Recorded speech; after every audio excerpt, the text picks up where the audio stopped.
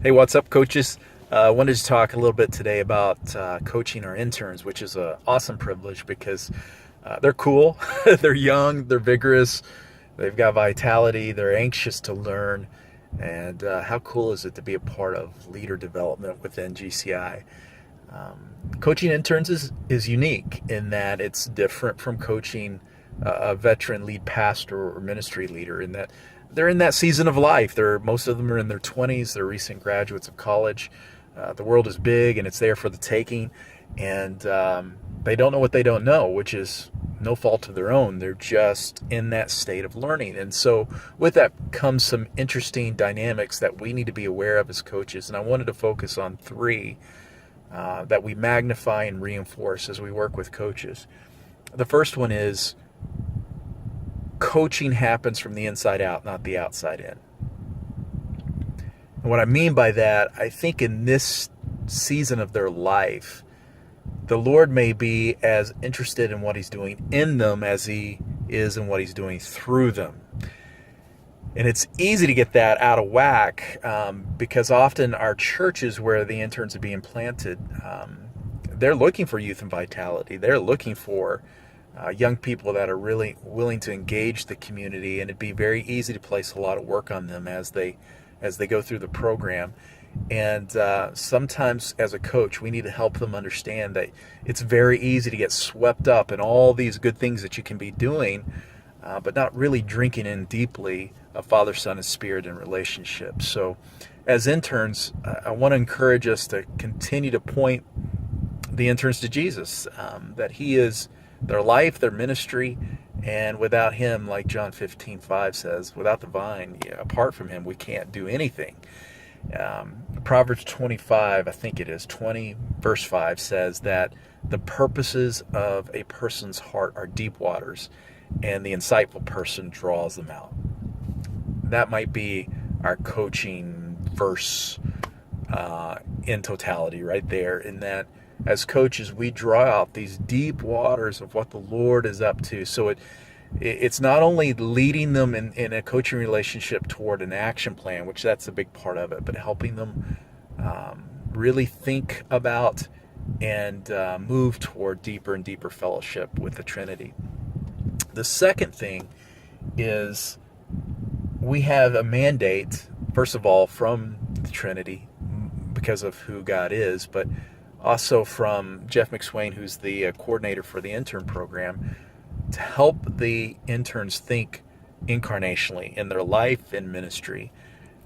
We want to see more and more of our young leaders really engaging people where they are, outside the walls of the church, especially those that live in close proximity of the church, to really be there to serve and engage. And Jeff talks frequently in the intern program about 3 R's. They are inclusive gathering, incarnational living, and intentional discipleship. And of course, Jesus is the incarnate one who came to our turf and pitched a tent in our neighborhood, as Eugene Peterson put it in the message. So this is something that we need to continue to bring up in our coaching conversations. Ask them about how they spend their time during the week, because it's very easy to become what Andrew Purvis would say, or even Eugene Peterson said this too, becoming a shopkeeper where you're just taking care of busy work that needs to be done in the office, so to speak. But we want them out there on the streets engaging people, especially students, because interns are generally directed toward youth ministry. And so we're talking local schools, middle schools, high schools, and such. So always be asking them about how they're investing their time in ministry and what that looks like. So don't be afraid to ask that in some form or fashion each and every coaching conversation that you have with them. The third and final thing that I want to talk about, and we'll have subsequent conversations about how to best serve the interns, but one thing that usually is the most intimidating to our interns, and they will put on the back burner as long as they can, is the fundraising aspect. And whether you know it or not, each intern has been asked to raise a certain amount of money each year to help offset the cost of their salary from the local church and from the denomination. And I would I would certainly invite you to talk with Jeff about the intern that you're coaching to find out what their number is for the year. But make it a habit of asking the interns how they're doing in the fundraising piece, and coach them. Coach them toward sending out the fundraising letters, or maybe even taking a step back, actually getting the raising letter written and sent out, and find out where they are in the process. How much money have they raised so far versus what their goal is? What steps are they willing to take right now to get them closer to that stated goal for the year? So always be thinking about fundraising, because again, this may be an area where you can tremendously help the interns, because they're so reticent to take that step, because for most of them, they've never raised money before. They've never asked for money other than from their parents.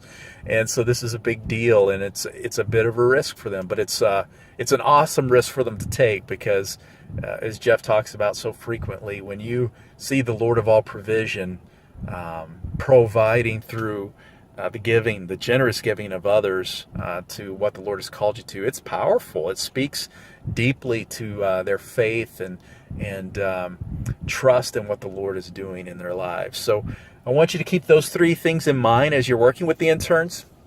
Again, coaching works from the inside out, and the Lord is very interested in the spiritual formation of the interns that we're working with. Secondly, what are they doing incarnationally, and help them understand that, and ask them how they're spending their time and investing it. Ask them who they're engaging in their community. And then thirdly, the fundraising piece is a really big aspect. If you have any questions, call me. We're in community learning this together. I don't do it perfectly at all. And so I'm telling you what we should be doing, but that's an awesome reminder for me, so I don't get off course in coaching the interns as well. But thank you for what you're doing. It's July 1st. It's a new month. Man, this year is shot by already. And I know we're going to have more opportunities to coach interns, because the new intern orientation is happening next month in Durham, North Carolina. And we hope to have maybe 4 new interns to serve and to coach and to help develop as they follow the Lord's leading. All right. Have a great holiday weekend. We'll talk soon. Bye.